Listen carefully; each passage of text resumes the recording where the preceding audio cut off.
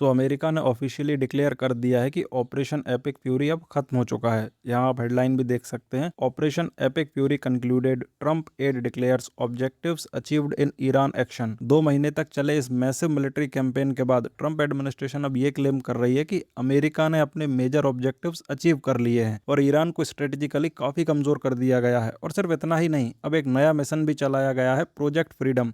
Officially इसका purpose है straight of Hormuz को रीओपन करना ताकि ग्लोबल ऑयल ट्रेड नॉर्मल हो सके। लेकिन यह इंटरेस्टिंग बात यह है कि ये जो प्रोजेक्ट फ्रीडम है ये अभी कुछ दिन पहले ही स्टार्ट हुआ था एंड अब ट्रंप ने इस ऑपरेशन को टेम्परली पॉज भी कर दिया है। और इसके पीछे रीजन दिया गया है कि ईरान के साथ चल रही नेगोशिएशंस को स्पेस दिया जा सके। मतलब एक साइड पर अमेरिका कह रहा है कि ऑपरेशन सक्सेसफुल रहा और दूसरी तरफ पर स्ट्रेट ऑफ हॉर्मूज का इशू अभी भी फुल्ली रिजॉल्व नहीं हुआ है ना। अगर आप सिर्फ हेडलाइंस तक सीमित रहेंगे तो स्टोरी काफी सिंपल लगेगी। अमेरिका ने ईरान पर अटैक किया, मिलिट्री ऑपरेशन चलाया और फिर विक्ट्री डिक्लेयर कर दी। लेकिन रियलिटी इतनी सिंपल है नहीं, क्योंकि वॉर्स का एक्चुअल रिजल्ट सिर्फ बैटलफील्ड पर हुए डिस्ट्रक्शन से डिसाइड नहीं कर सकते आप, बल्कि वॉर का एक्चुअल रिजल्ट इस बात से डिसाइड होता है कि जो पॉलिटिकल और स्ट्रेटेजिक ऑब्जेक्टिव्स सेट किए गए थे, मतलब जिस उद्देश्य से वॉर स्टार्ट की गई थी, क्या वो एक्चुअली अचीव हुआ है या नहीं। और यहीं से क्वेश्चन शुरू होते हैं, क्योंकि अगर आप पूरी टाइमलाइन देखो तो अमेरिका के objectives through out the war धीरे धीरे चेंज होते हुए नजर आते हैं। शुरुआत ऑफिशियली ईरान के न्यूक्लियर इंफ्रास्ट्रक्चर, मिसाइल कैपेबिलिटीज और अल्टीमेटली रिजीम चेंज के ब्रॉडर ऑब्जेक्टिव से हुई थी। फिर फोकस ईरान की नेवल कैपेसिटी और रीजनल प्रॉक्सीज पर शिफ्ट हुआ और धीरे धीरे डिस्कशन स्ट्रेट ऑफ हॉर्मूज को ओपन करने तक पहुंच गए। मतलब ऑपरेशन का जो ओरिजिनल फोकस था वो कॉन्फ्लिक्ट के साथ कॉन्टिन्यूसली एक्सपेंड और काफी हद तक मैं कहूंगा कि चेंज होता रहा है। और नॉर्मली जब किसी वॉर के ऑब्जेक्टिव्स बीच कॉन्फ्लिक्ट में ही चेंज होने लगे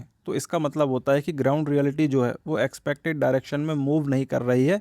जो आपने एक्सपेक्ट किया था वो आपको नहीं मिल रहा है। आई मीन सिंपल सी बात है, अगर final objective effectively regime change था या ईरान के पावर स्ट्रक्चर को इतना डिस्टेबलाइज करना था कि इंटरनल कोलैप्स जैसी सिचुएशन क्रिएट हो, तो अभी तक तो ऐसा कुछ क्लियरली होता हुआ दिख नहीं रहा है। नो डाउट अमेरिका और इसराइल ने ईरान को मैसिव डैमेज पहुंचाया है, कई इंफ्रास्ट्रक्चर साइट्स डिस्ट्रॉय हुई हैं, इकोनॉमी और मिलिट्री दोनों को हैवी लॉसेज हुए हैं और ईरान को कई दशकों पीछे धकेल दिया गया है। लेकिन रिपोर्ट्स के हिसाब से ईरान अपना काफी सारा एनरिच्ड यूरेनियम पहले ही सेफर लोकेशंस पर ट्रांसफर कर चुका था। मतलब जिस न्यूक्लियर कंसर्न को वॉर का मेजर जस्टिफिकेशन बताया जा रहा था वो इशू अभी भी कंप्लीटली खत्म होता हुआ नहीं दिख रहा है। और अब हम फोकस एक नए ऑब्जेक्टिव पर शिफ्ट होते हुए देख रहे हैं, मतलब स्ट्रेट ऑफ हॉर्मूज को रीओपन करना, ग्लोबल शिपिंग को सिक्योर करना और कॉन्फ्लिक्ट को एक कंट्रोल्ड फेज में ले जाना। और इंटरेस्टिंगली अमेरिका खुद भी एक नेवल ब्लॉकेड मेंटेन कर रहा है, जबकि ऑफिशियली वो मैरीटाइम फ्रीडम की बात कर रहा है। देखिए, वॉर ऑफिशियली खत्म डिक्लेयर की जा सकती है, लेकिन इसका मतलब ये जरूरी नहीं है कि स्ट्रेटेजिक जो गोल्स थे आपके वो फुल्ली अचीव हो गए हों। और यहाँ एक और इम्पोर्टेंट चीज भी है,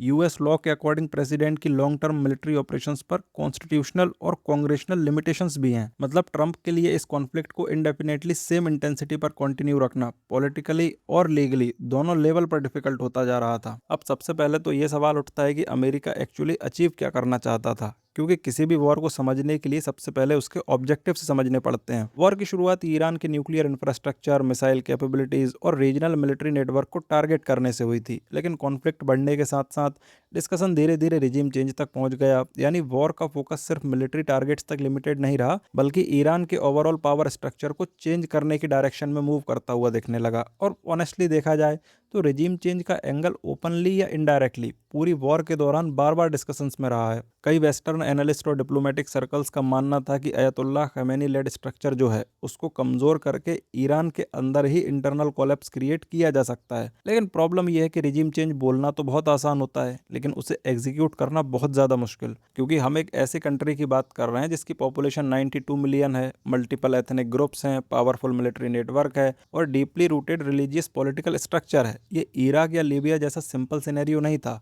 और इसी वजह से वॉर के दौरान अमेरिका के ऑब्जेक्टिव्स धीरे धीरे अनक्लियर लगने लगे, क्योंकि बैटलफील्ड डिस्ट्रक्शन और पॉलिटिकल आउटकम दोनों अलग अलग चीज़ें होती हैं। मेरे कहने का मतलब है, आप इंफ्रास्ट्रक्चर डिस्ट्रॉय कर सकते हो, मिलिट्री एसेट सेट कर सकते हो, लेकिन उसका मतलब ये नहीं होता कि पूरा सिस्टम ऑटोमेटिकली कोलैप्स कर जाएगा। और अभी तक जो सिचुएशन दिख रही है उसमें एग्जैक्टली हुआ भी यही है। ईरान को हैवी डैमेज हुआ है, लेकिन रिजीम अभी भी वही है। पावर स्ट्रक्चर कमज़ोर ज़रूर हुआ है लेकिन कोलैप्स नहीं हुआ है, और इसीलिए अब नैरेटिव धीरे धीरे रिजीम चेंज से शिफ्ट होकर रीजनल स्टेबिलिटी और शिपिंग सिक्योरिटी की तरफ मूव करता हुआ दिख रहा है। यानी जो वॉर इनिशियली ईरान को फंडामेंटली ट्रांसफॉर्म करने की बात कर रही थी, वो अब डैमेज कंट्रोल की डायरेक्शन में जाती हुई नजर आ रही है। तो अगर रिजीम चेंज नहीं हुई, न्यूक्लियर प्रोग्राम कंप्लीटली खत्म नहीं हुआ, तो फिर अमेरिका ने एक्चुअली अचीव क्या किया? अमेरिका की तरफ से तो ये कहा जा रहा है कि ईरान की मिलिट्री कैपेबिलिटी जो थी वो पूरी तरह से कोलैप्स हो चुकी है, लेकिन इंटेलिजेंस असेसमेंट्स और बैटलफील्ड रिपोर्ट्स थोड़ी डिफरेंट पिक्चर दिखाती हैं हमें। हाँ, ईरान को हैवी मिलिट्री लॉसेज हुए हैं, इसमें तो कोई डाउट है ही नहीं। एयर डिफेंस सिस्टम डिस्ट्रॉय हुए हैं, मिसाइल इंफ्रास्ट्रक्चर डिस्ट्रॉय हुआ है, नेवल असेट्स टारगेट हुए हैं और मल्टीपल मिलिट्री बेसिस पर सिग्निफिकेंट डैमेज हुआ है।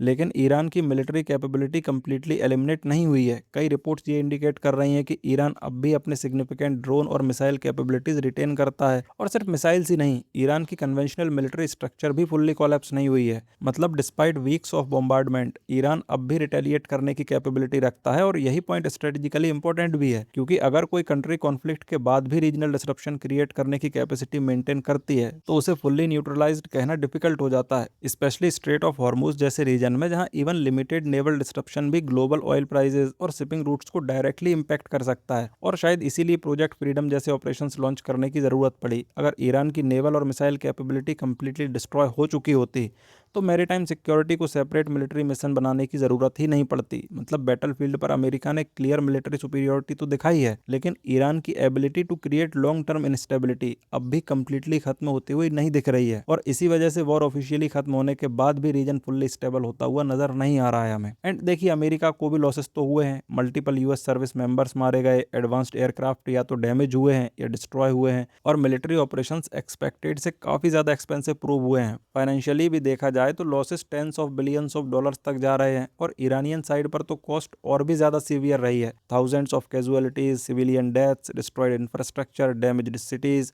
मतलब regardless of political narratives, ground level पर डिस्ट्रक्शन मैसिव रहा है, और इसी वजह से अमेरिका के अंदर भी ये डिबेट बढ़ रही है कि अगर फाइनल आउटकम फिर नेगोशिएशंस और कंटेनमेंट पर ही आना था, तो क्या इतनी लार्ज स्केल एस्केलेशन नेसेसरी थी? और जैसा कि मैं आपको बता रहा था यूएस लॉ के बारे में, तो उसे भी क्लियर कर लेते हैं, क्योंकि बहुत सारे लोग ये अज्यूम करते हैं कि अमेरिकन प्रेसिडेंट किसी भी वॉर को जितना चाहे उतना लंबा चला सकता है, लेकिन रियलिटी में ऐसा है नहीं। यूएस में प्रेसिडेंट की मिलिट्री पावर्स पर कॉन्स्टिट्यूशनल और कांग्रेशनल दोनों तरह की लिमिटेशंस हैं। पर्टिकुलरली मैं बात कर रहा हूँ वॉर पावर्स रेजोल्यूशन की। सिंपल लैंग्वेज में समझें तो अमेरिका में officially full scale war declare करने का पावर ये कॉन्स्टिट्यूशन ने कांग्रेस को दे रखा है, प्रेसिडेंट को नहीं।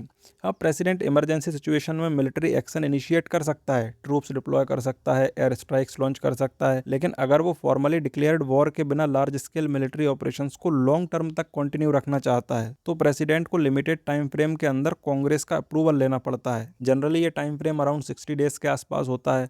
उसके बाद प्रोलॉन्ग्ड ऑपरेशंस पॉलिटिकली और लीगली कंट्रोवर्शियल होने लगते हैं अगर कांग्रेशनल ऑथोराइजेशन ना हो, और इसी वजह से ऑपरेशन एपिक फ्यूरी इस टाइम पर खत्म हुआ है, क्योंकि इसे 60 दिन से ऊपर हो चुके थे। जैसे जैसे कॉन्फ्लिक्ट 2 महीने के मार्क के पास पहुंच रहा था, वैसे वैसे डोमेस्टिक, लीगल और पॉलिटिकल प्रेशर भी बिल्ड होना स्टार्ट हो गया था। मतलब ट्रंप के लिए सेम इंटेंसिटी के साथ इस ऑपरेशन को कंटिन्यू करना उतना स्ट्रेट फॉरवर्ड नहीं था, और शायद इसीलिए हम एग्जैक्टली इसी फेज में official victory declaration, operational pause और नेगोशिएशंस की लैंग्वेज ज्यादा एग्रेसिवली देख रहे हैं। तो फाइनली अगर देखा जाए तो ऑफिशियली अमेरिका ने विक्ट्री डिक्लेयर कर दी है। ग्राउंड रियलिटी भले ही हमें ये दिखाती है कि ऑपरेशन एपिक फ्यूरी एक क्विक डिसाइसिव वॉर प्रूव नहीं हुआ, बल्कि एक ऐसा कॉन्फ्लिक्ट बन गया है जहां मिलिट्री सक्सेस और पॉलिटिकल आउटकम ये दोनों परफेक्टली अलाइन नहीं करते हैं। हाँ, ईरान को सीरियस डैमेज हुआ है, लेकिन साथ ही अमेरिका को भी इवेंचुअली एस्केलेशन लिमिट करनी पड़ी है, जो कि ऑनेस्टली ओवरऑल दुनिया के लिए एक पॉजिटिव डेवलपमेंट ही मानी जाएगी।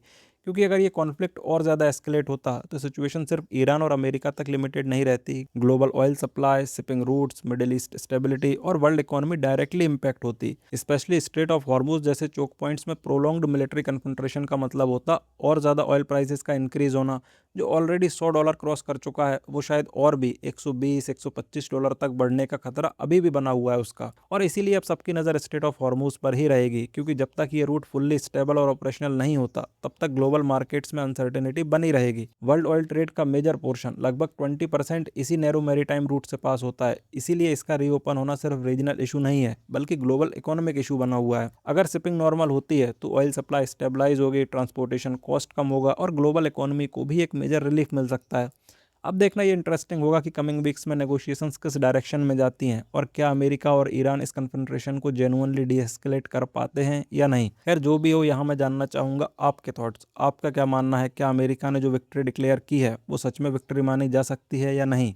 लिखिएगा अपने विचार कमेंट सेक्शन में। मैं मिलूंगा आपसे अगली वीडियो में। For the time being this was all from my side. Thank you for watching. This is Harsh Gurjar signing off.